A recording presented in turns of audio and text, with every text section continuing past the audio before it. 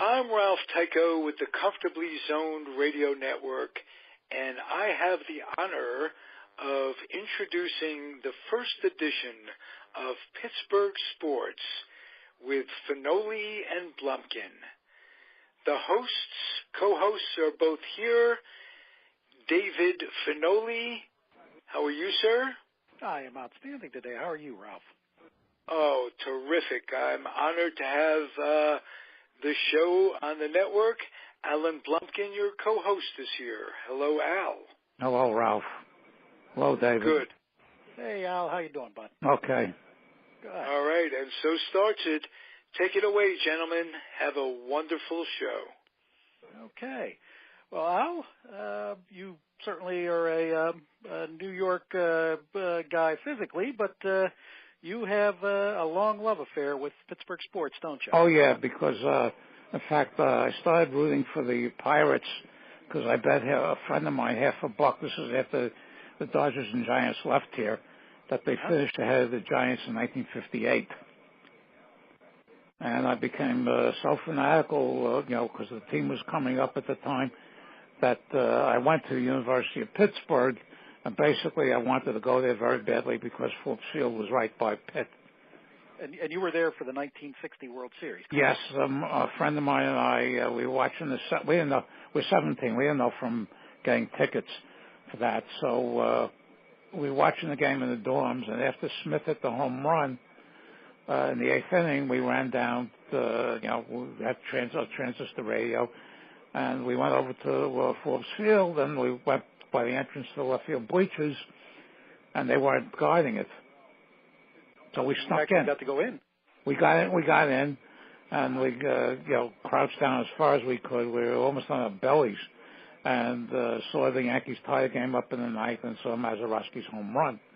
Why don't you talk a little about the atmosphere that day? Oh, God. It was just unbelievable. It was, this is the first time, because of the way the series had gone, that the Yankees, in the 3 games that they had won, were all slaughters. And that game, the way it went, that game, to me, is one of the most exciting games of all time. The way it went back and forth. And essentially, I thought that they were dead going into the bottom of the 8th inning, and after Somoli let off the ball from Verdon's bat, it grew back in the throat, and all of a sudden, instead of having 2 men on and 2 men out and nobody on, they had 2 men on and nobody out. And then Grote came up, and I did an extensive interview with Grote in 1985 when he came in here with the Pitt basketball team to play St. John's. And he told me that it was the toughest at bat he had ever had, was that at bat against Chance, and because he was still feeling the effects from his broken wrist at that point. That's why he didn't have a very good series hitting wise, and and then he got the hit, and then Clemente had that the hit where Coates didn't cover first base. I've seen that on video a number of times. As much as I dislike Coates, I think that was in Neverland, that ball. I think Clemente would have beaten out even if Coates was close to the first base. I didn't think even if everything went well, he gets Clemente out there. I thought that was a little overboard with the criticism on that play.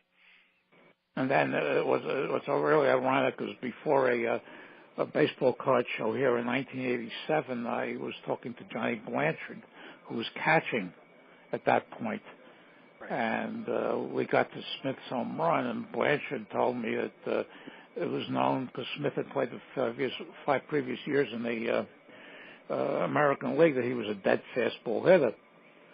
And Coates was shaking him off, and he went out there and finally he said, "Throw your goddamn fastball." So he threw his fastball, and Smith hit it over the left field wall.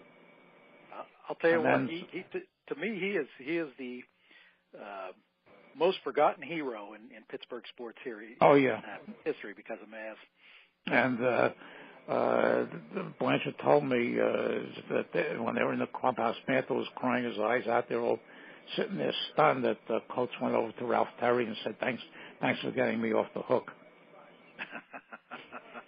But the town went, it's funny because in the few seconds it took from the time the ball left Mazeroski's bat to the time it went over the wall, you could have heard a pin drop in the place. Oh, man, really? And after it went, the whole city just exploded. I was lucky I didn't have anything due in my classes the day after that because I never would have gotten it done. Boy, I'll tell you what. Do you take exception when people talk about Bobby Thompson as the greatest home run in I put that in those two in a class. I take real exception is when they try to equate the Fisk home run with Mazeroski. Oh my God, yeah. Because that didn't win the World Series. No, and that's why I always put Maz above Thompson. Thompson was. Because Thompson was something because the Dodgers had blown. That was the first year I followed, and right. The Dodgers had a 13.5 game lead, and they wound up, losing it in the last minute, last second, the last inning of the last game. What would have been the last game of the season. Right, which is exciting in its own right, but yeah. I mean, to hit a home run to end a series in Game 7 when you're a wild underdog, to me, it doesn't get better than that. No, but they have to understand, coming from here, the Thompson thing was just really, really unbelievable in its own right. And what happened is that in those days, the Giants had to start the World Series the day after. Oh, yeah. Yeah, no, and they were actually had 2-1, and there was a fourth game was rained out, and then the Yankees regrouped and they won the last three games. But I can understand that because the New York teams were so dominant, during that period of time that most fans outside of that really could care less. Yeah.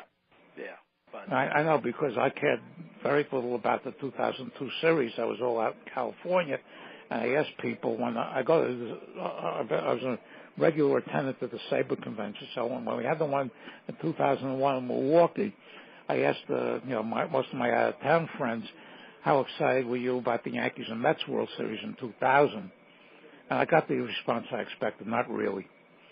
Yeah. But for the people of Pittsburgh, the Mazeroski thing is just to have been there and to experience firsthand.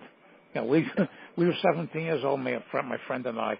We thought we probably got arrested after if that game went any further. And what I did after the event ended, I bought a program for 50 cents on the way out, which I still have it.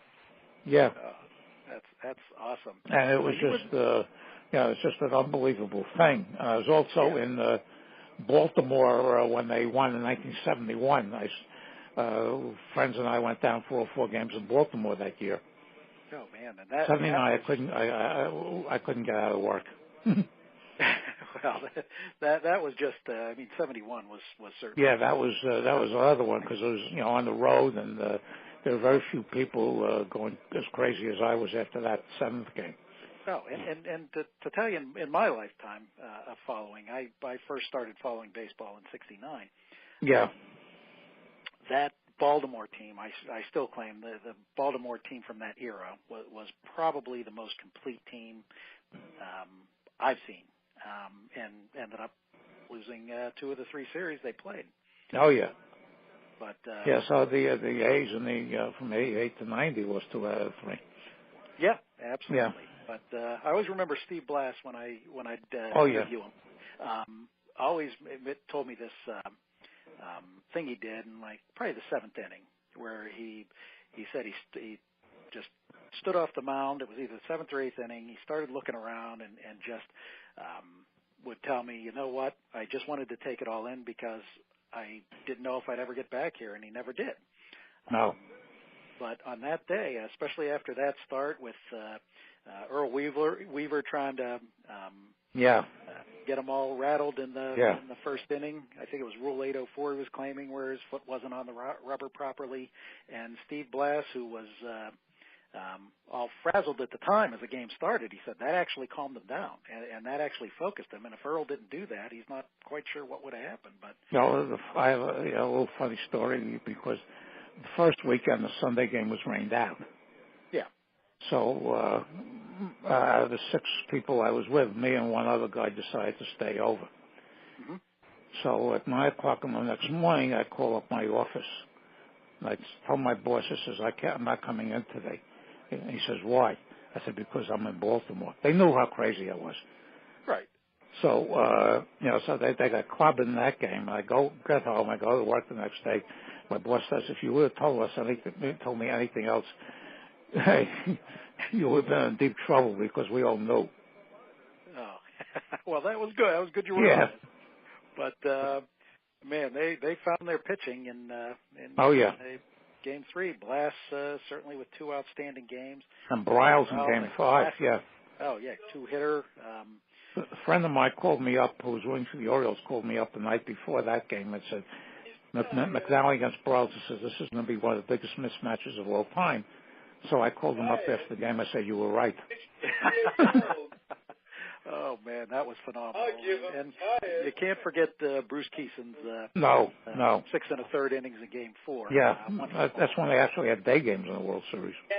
Absolutely. Oh, I remember walking home from grade school with I was in a Catholic grade school with a transistor stuck in my pocket, turned my head because I had the earphone up my shirt. I did get in trouble eventually for it, but I mean, man, that was an experience.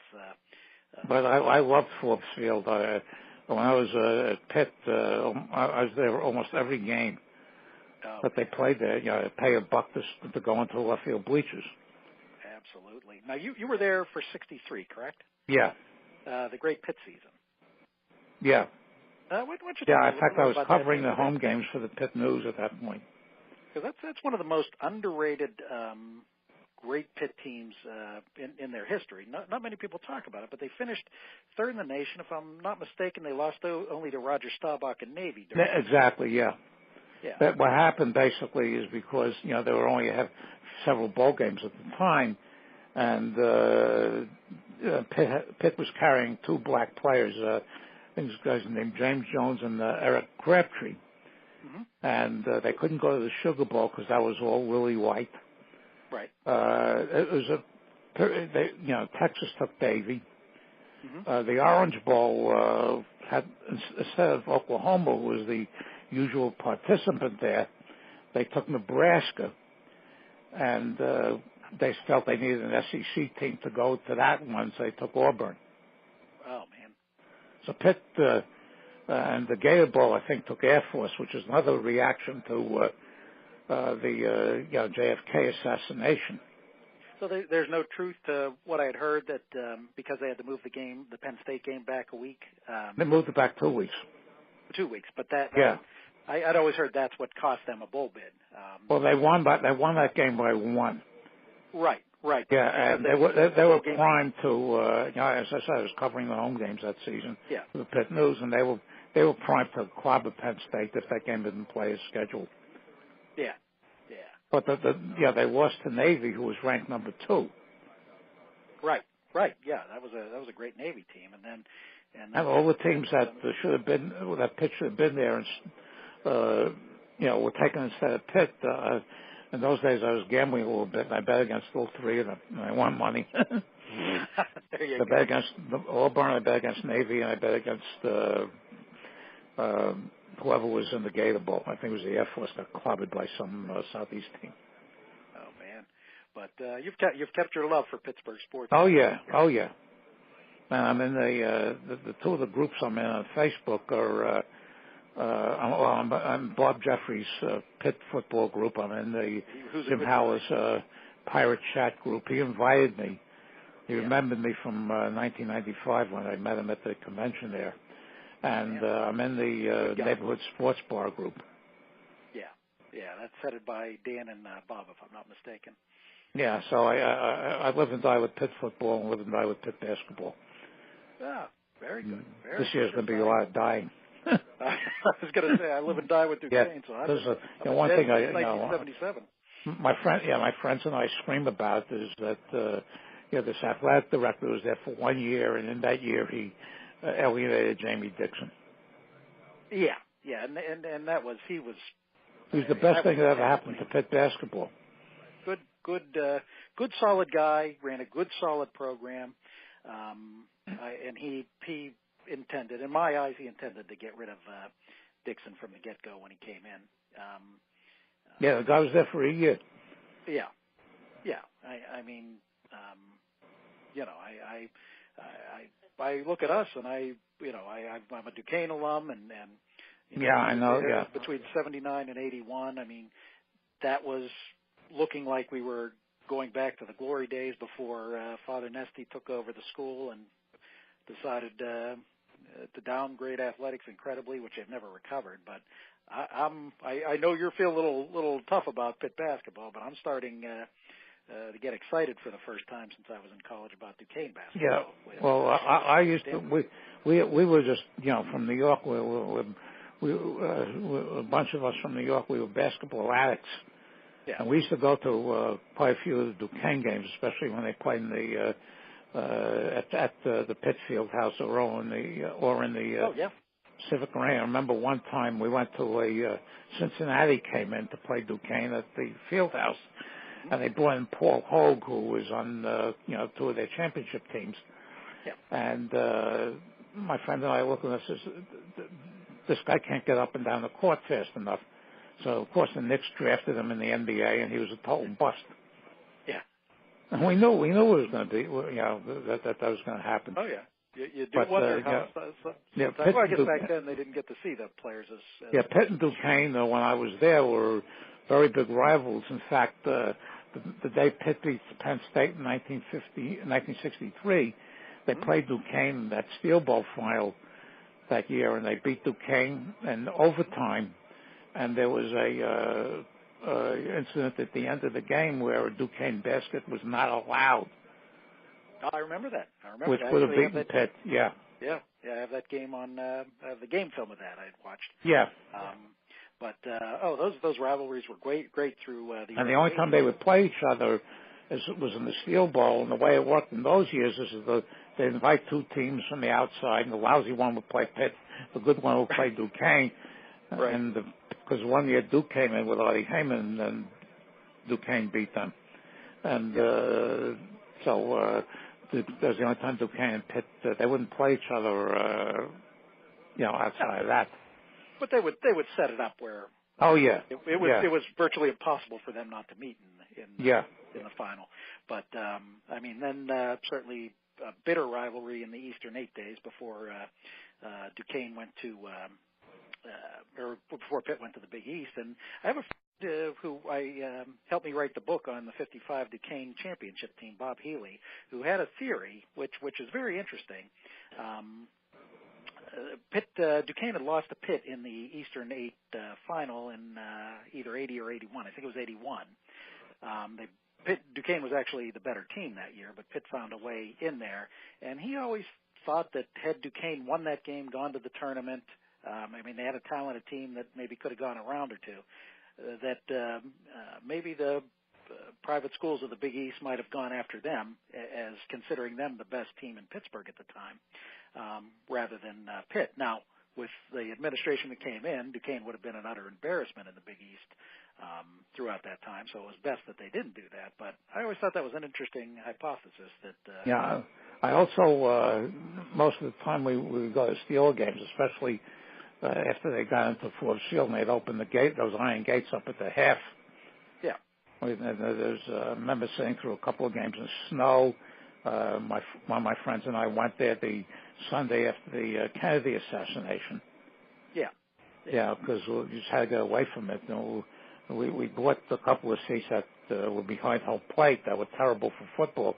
So we stood behind the first base stands, and that was the first time that Mike Ditka had played in Pittsburgh as a pro. Oh, wow. Even though it was his third year in the NFL, because the Western teams came in every 3 years. And that's when he dragged. The game went up in a tie, which eventually put the Bears in the championship game.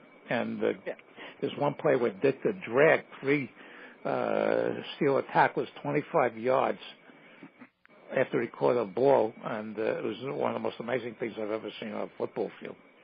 Well, he certainly was an amazing player. Colorful coach, but an amazing player.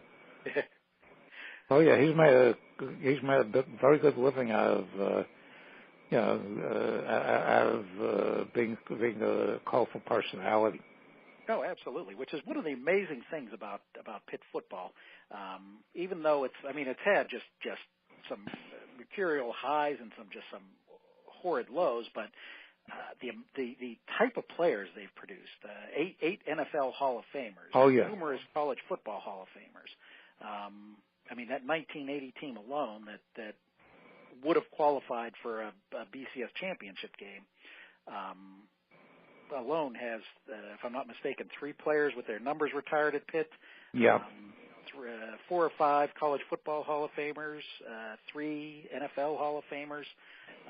But just the what Pitt has produced in football over the years has just been magnificent. Even today, Darrelle Revis, certainly will be a Hall of Famer. McCoy, if he keeps on this trend, certainly will have a shot at it. It's just as I said, incredible what they produced over the years. Yeah, Ed Shirachman passed a few days ago. Who did? Ed Shirachman. Oh, wow, I did not hear that. Yeah, it was posted on.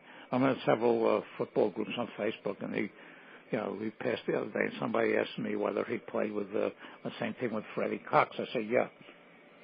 That's the one. I think that Shirachman was there in 1661, and Cox graduated in 62 and went on to a very productive career as a place kicker for the Vikings.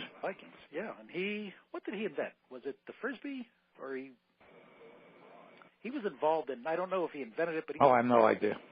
In either the Frisbee or the hula hoop. I know he ended up doing well for himself after that. But yeah, he was a great straight-on kicker with the Vikings. Yeah. Vikings were great. Got a discussion on that on Facebook the other day. I think Mark Mosley, who kicked for Washington, was the last one of those before they all became sidewinders. Oh yeah, and he was a tremendous kicker in his own right. Yeah, but when I was going to Steel games, there was the Bobby Lane days, and Bobby Lane, there was a gin mill we used to frequent back then called Gustine's bar restaurant. It was right downstairs on Forbes Avenue from Pitt, and the back room was always taken up by Bobby Lane. Yeah, he certainly had a colorful. Colorful life. Cox is the inventor of the Nerf football. I'm sorry. Yeah. The Nerf football. But Bobby Lane was certainly colorful, and outside of Roethlisberger and Bradshaw, probably the greatest quarterback ever to be under center for the Steelers. Yeah, Jim Howell runs a site on Facebook called Pittsburgh Steelers BCN. That means before Chuck Noll. Oh, okay. So, their history before Chuck Noll was pretty awful. Yeah. Yeah, so he puts these old guys down. Some of them I remember from football cards. And the only time I ever saw them was basically when they were on TV playing the Giants. Yeah. But since Chuck Noll, they've been the last 40-odd years, they've been one of the dominant franchises in the NFL. And it's been why I've always felt as great a guy as Art Rooney was, and he was a great guy. Yeah. Did a lot for the city. I mean, as an owner, you'd have been mad at the stuff he did if you were a fan throughout those first 40 years. Dan Rooney is the one who really came in and kind of formulated what this franchise was going to be about. And except for a few years in the late 80s, has been wildly successful since 1972. The first time they made it into 72, with the Immaculate Reception game. Yeah. And then, they made it 2 years later, they made it into the Super Bowl, and, knowing their history beforehand, and, how it was sort of like what the Jets have been for, since 1969. Bad draft choices, bad coaches, everything was just a disaster. Right. But they've turned into basically a model franchise. No, you think about it. It's I want to say 80, 86, 7, and 8 were certainly certainly the only years that they really were a bad football team. Other than that, I know there was 2000. I think they had a hiccup and weren't that good then. But for the most part, they have just been the model franchise. You're absolutely right. I always try to compare to my kids because they've seen nothing but winning Penguin hockey, and I always tell them, you needed to go through what the Penguins, what a Penguin fan went through in the 70s and early 80s through mid 80s to really appreciate that. And I compare it to what my father went through with the Steelers before, because I grew up in the 70s when I saw nothing but success. He always used to tell me this franchise was a joke all my life till now. And man, if you, I had just written a book on Pittsburgh's greatest teams, and before 1974, I mean, this city was just void of championships, and we've been blessed to just have enjoyed so many since then. Well, the Steelers made one division championship playoff in 1947, and that was it. And got wiped until out. They started making the playoffs in the early 70s. Yeah, the year. And you've got certain teams in the NFL like Detroit that hasn't won anything since 1957. They've only been in one championship game since. The Jets have been living off that Super Bowl for the last 48 years. Yep. And the Cardinals, I'm talking only long term. The last time they won anything was in 1947. Right. So it's I mean, we're certainly lucky we're not in those cities at this point. But I mean, we've really had a nice run here. I mean, I wish the Pirates could. Well, they had the opportunity, when they, as you put in several of your books after and there's a book that came out by father and son named Peterson in April called The Slide. Yeah. Yeah, which I thought was very, very well done. In fact, I did a podcast with them a couple of months ago, and especially how the team, the Bonds and Drabeck teams, they all left because they wouldn't pay him. Well, or couldn't pay him. No, and that's a big controversy. I mean, you can't. I mean, Nutting has certainly got to ante up a little, but you certainly can't take blame away from Huntington. No, basically, they just brought up a few relief pitchers, and some of them always had been up earlier, and they stunk then. What makes anybody think that that they're going to become good? Exactly. You have that. You can't start a season with three outfielders. There was no outfielder in the minor league that was ready to come up. So literally, you had three in your organization that could play.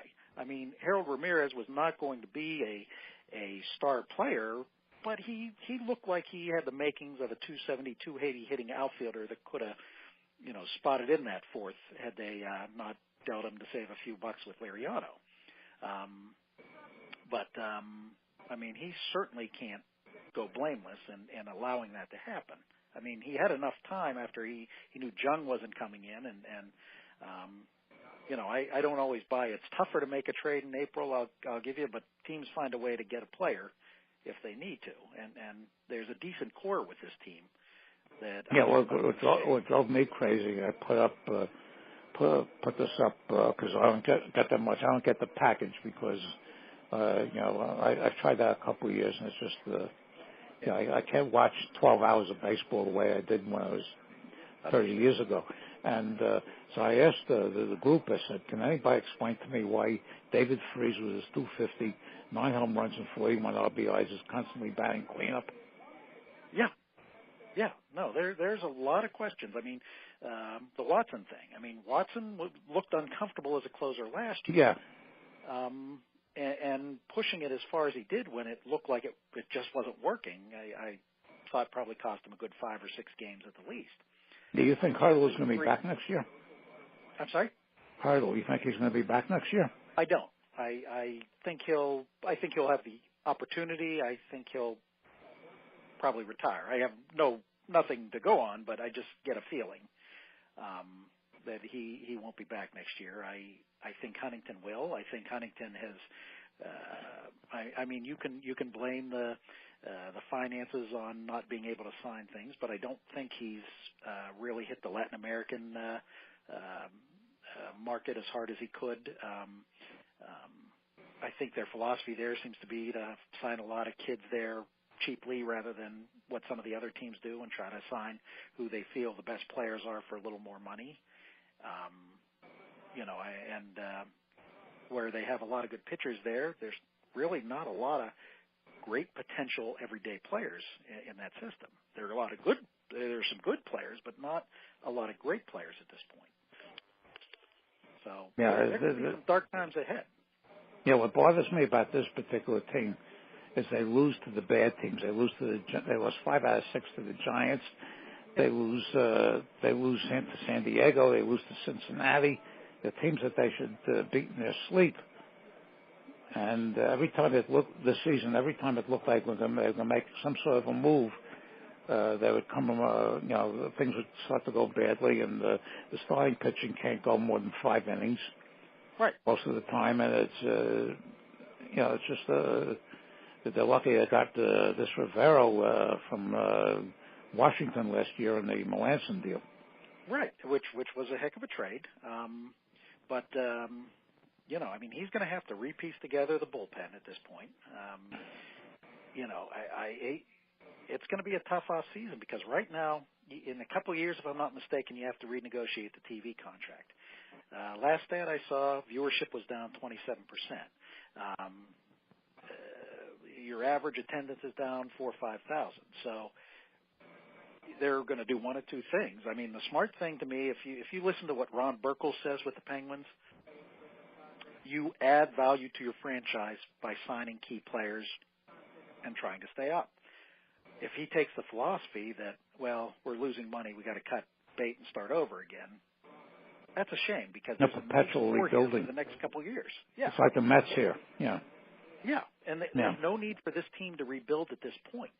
I mean, if it was me, I would put in some pieces to make a run at it next year. And if it doesn't work, it doesn't work. And from all reports, he made $51 million in profit last year. So, they're all when people complain about the players making what they're making, I mean, the superstars, I have no big question. These guys who stink. That if you or I did our jobs like they did, we'd be out on the street. Absolutely. I mean, Daniel. But the owners are making money hand over fist. Sure. Well, I mean, they developed something for their MLB TV. That they are selling and making a ton of money on to other businesses, and I think they're putting like 10 to 15 million in their pockets just off that a year. Save the MLB TV. They're probably making money before a person enters the stadium. That being said, I don't begrudge anybody wanting to make money. It's just a matter of, you want fans to come in the game. You have to try to put a product out there that's exactly going to be successful. And I mean, you have the pieces to compete for a postseason, compete for seriously for a title.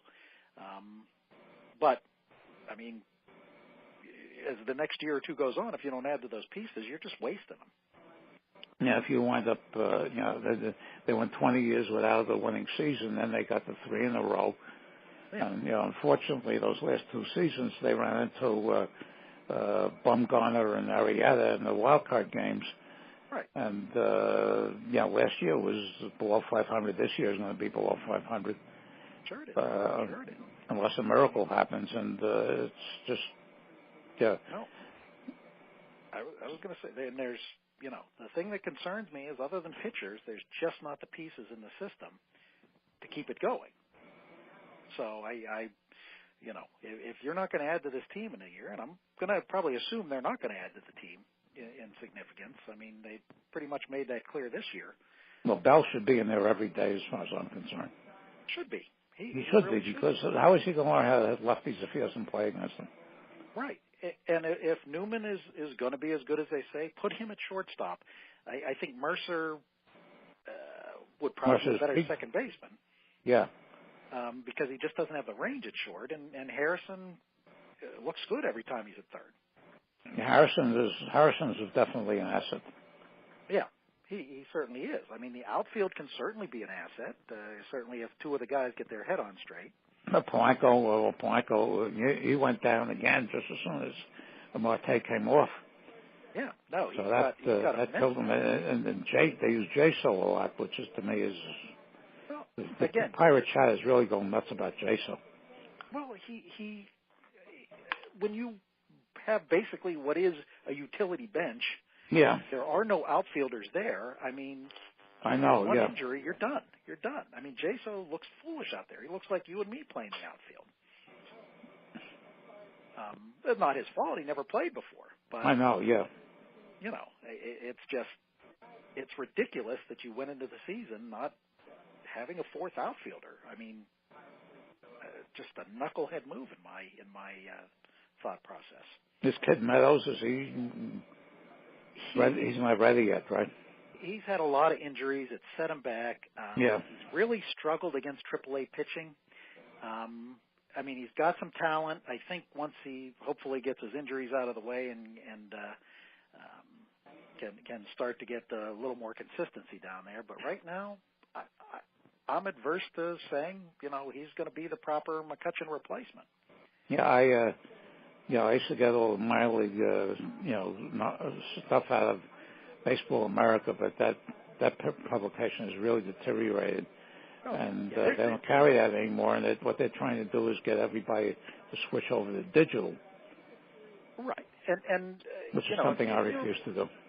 If you're really somebody who's into minor league, there's a great site I'll give a plug for here called Pirate Prospects.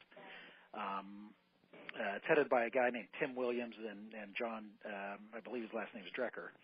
I mean, they have guys in every ballpark. I mean, they do a tremendous job. At the beginning of the season, they'll do their top 50 Pirate Prospect book that comes out annually.